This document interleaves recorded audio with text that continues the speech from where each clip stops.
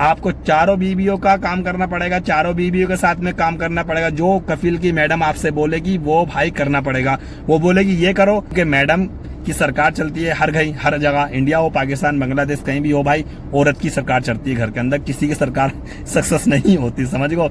या कफील या मैडम कुछ भी बोलेगी वो आपको करना पड़ेगा। तो अस्सलाम वालेकुम वरहमतुल्लाहि वबरकात। कैसे है दोस्तों? उम्मीद है कि आप बहुत अच्छे होंगे। और आज की वीडियो आपने थंबनेल पे पढ़ लिया होगा कि अगर आपको सऊदी अरब आना है और आपके कफील की अगर 4 बीवियां हैं तो क्या आपको चारों का काम करना पड़ेगा?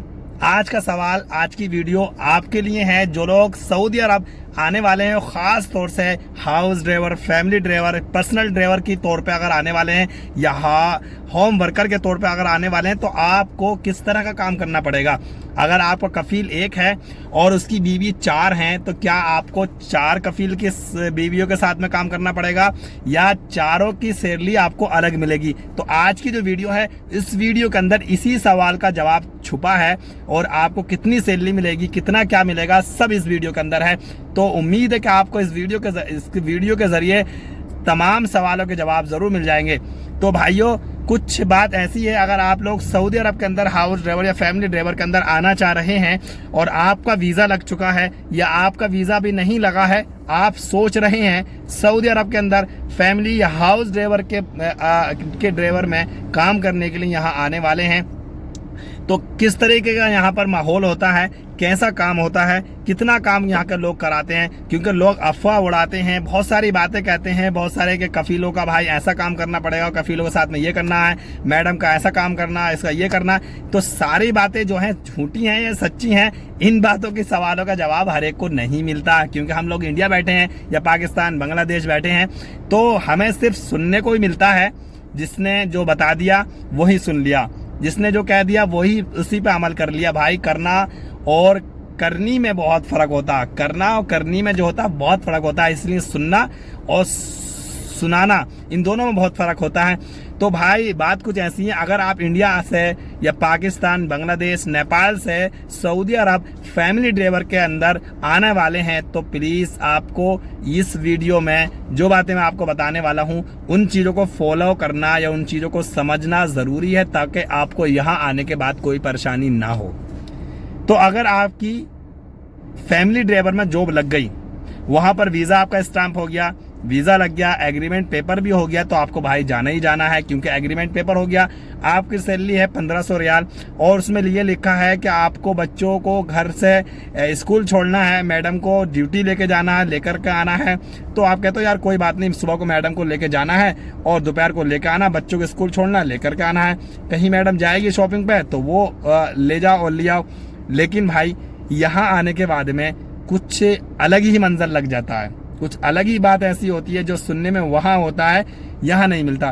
पहली बार फर्स्ट मैं आपको एक बात बता दूं, अगर एजेंट से आप वीज़ा ले रहे हैं तो अगर आपको वो यही कहता है कि भाई आपको मैडम को छोड़ना, लेके आना, सिर्फ यही काम है, या वो उससे ज़्यादा और कुछ बताता है कि आपको चार बच्चे हैं उनको छोड़ना, ले आना है, तब भी आप ये समझिए, अगर वो 4 बच्चे बता रहा है ना तो 8 बच्चे समझिए।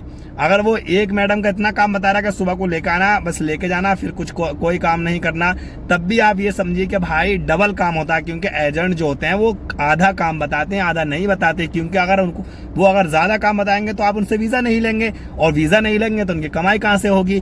क्योंकि एजेंट जो है बहुत मोटा पैसा कमाते हैं, 70, 80, 1 लाख, 1.5 लाख रुपए खाते हैं वो एक वीज़े पे। मिनिमम कितना भी कम खाएगा, 30, 40 हज़ार रुपए खा लेते हैं।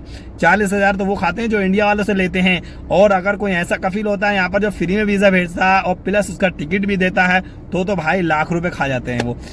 तो मसला ऐसा होता है, अगर आपको वहाँ बताया कि भाई 2 घंटे की ड्यूटी है, बाकी आपको पूरी इस टाइम सोना है और कुछ नहीं करना, तो भाई मैं बता दूं, आपको बताना और फिर यहाँ आने के बाद में बहुत ज़्यादा डिफरेंट होता है। पहली बात, आपको यहाँ आने के बाद में भाई ड्राइविंग करनी है। कफील के बच्चे हैं तो उन बच्चों को भाई स्कूल ड्रॉप करना है, पिकअप करना है, ड्रॉप करना है, ये दोनों काम आपको करने होंगे। दूसरी बात, मैडम अगर जॉब करती है तो भाई मैडम का भी आपको कंपनी या किसी मॉल या कहीं पे भी जॉब करती है वो उसको लेके आना है, लेके जाना है। उसके बाद में अगर आपका कफील भाई माइंड से हटा है और उसकी 4 बीवियां हैं और कंजूस है वो और पैसे वाला नहीं है ज़्यादा, हालांकि 4 बीबी वाले पैसे ही वाले होते हैं, लेकिन कंजूस होते हैं यार, वो बहुत सारे ये होते हैं, अरे छोड़ो क्या करना, 2-4 ड्राइवर मंगा के तो भाई 4 बीबी का काम भी कराते हैं। अगर चारों बीबी आसपास में एरिया में रह रही हैं तो समझ लो चारों का काम कराएंगे। हालांकि मिनिमम ऐसा नहीं होता कि एक ही बिल्डिंग में चारों बीबी रहती हैं, बहुत कम देखा जाता है, सारी बीबियां अलग अलग रहती हैं। तो अगर भाई अगर आपके कफील की 4 बीबियां हैं तो अगर कफील चाहे तो भाई वो चारों का काम आपसे करा सकता है। जब आप नए हैं और आपको करना ही पड़ेगा, क्योंकि आप इंडिया से आए हैं, नए आए हैं, तो आप जवाब नहीं दे सकते। हाँ, जो बंदा यहाँ पर रहता है 2-4-5 साल उसको यहाँ गुजार लिए तो भाई वो इत्तेफाक कर लेगा, वो एग्रीमेंट कर लेगा, वो नहीं करेगा किसी कीमत पर भी। अगर आप नए हैं तो आपको हर काम यहाँ करना ही पड़ेगा। आपको चारों बीबियों का काम करना पड़ेगा, चारों बीबियों के साथ में काम करना पड़ेगा। जो कफील की मैडम आपसे बोलेगी वो भाई करना पड़ेगा। वो बोलेगी ये करो, वो बोलेगी यहाँ जाओ, वहाँ जाओ, यहाँ से लेके आओ, वो लेके आओ, सारा काम करना पड़ेगा। समझ गए, सारा काम करना पड़ेगा। अगर आपको भाई एजेंट ये बोलते हैं कि सिर्फ 2 घंटे की ड्यूटी है, भाई झूठ बोलते हैं। 2 घंटे की कोई ड्यूटी नहीं होती। मैं ये कह सकता हूँ कि बहुत घर ऐसे हैं कि बहुत कम काम रहता है, लेकिन भाई 90%, 100 में से 90 वीजे वाले, 90 ड्राइवर फैमिली ऐसी होती है सऊदी जिनके घर में काम काफी होता है। लेकिन ये कहना कि सिर्फ 2 घंटे की ड्यूटी है, भाई ड्यूटी की बात है, और होने को पूरे दिन की ड्यूटी रहे, ना होने को बिल्कुल नहीं रहे, आप सोते रहो, कोई मतलब नहीं है किसी को कहने से। लेकिन हकीकत यही है कि भाई सऊदी से अगर यहाँ पर आ रहे हैं आप, तो ये समझो कि आपको सारा काम करना पड़ेगा। जैसे कि आप एक फैमिली वाला होता है, घर का सारे काम करने पड़ते हैं, तो वो आपको सारे काम करने पड़ेंगे। चाय पी लीजिए, असर का टाइम है तो मैंने चाय भी पी ली, मैंने कहा चाय पीना जरूरी है, लेमन टी। तो भाई यहाँ आने के बाद में आपको सारे काम करने पड़ेंगे। आपको यहाँ तक के घर का हर काम करना पड़ेगा। बस वो शगाला का जो नौकरानियों का काम होता है वो नहीं कराते, सफाई सुथराई ये वो, बाकी घर के अंदर पेड़ पौधे हैं उनका काम करना पड़ेगा। थोड़ा बहुत आपको सामान लाना पड़ेगा मार्केट से, किसी को देना सामान वो लाना पड़ेगा। बच्चों की ड्यूटी का, मैडम की ड्यूटी का, कफील का काम कुछ होता है तो वो भी काम करना पड़ेगा।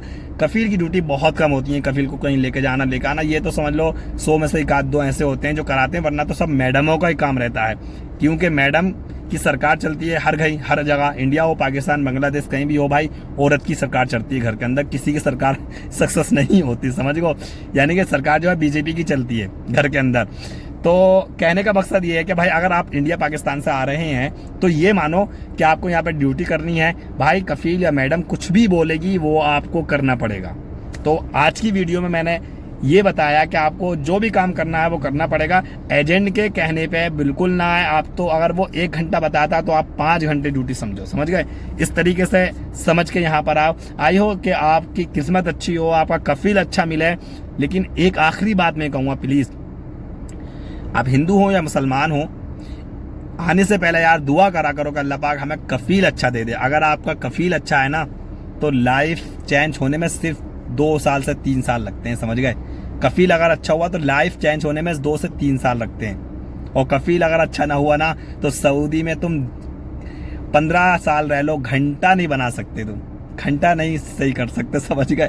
तो आइयो, आपको ये वीडियो पसंद आई होगी, वीडियो में नॉलेज ज़रूर मिली होगी। तो हमारी वीडियो को लाइक करें, कमेंट करें, और प्लीज़ आप नए हैं वीडियो पे, हमारे चैनल पे फर्स्ट टाइम आए तो चैनल को सब्सक्राइब कर दें, और अगर पुराने हैं तो शेयर कर सकते हैं। अस्सलाम वालेकुम रहमतुल्लाहि व बरकातहू।